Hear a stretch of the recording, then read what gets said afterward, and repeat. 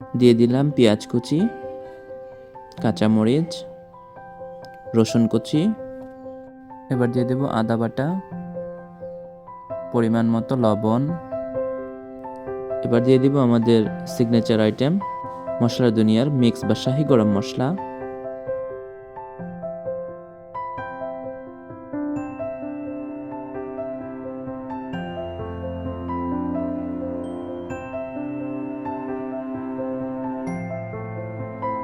এবার দিয়ে দেব আমাদের মশলা দুনিয়ার খাঁটি সরিষার তেল।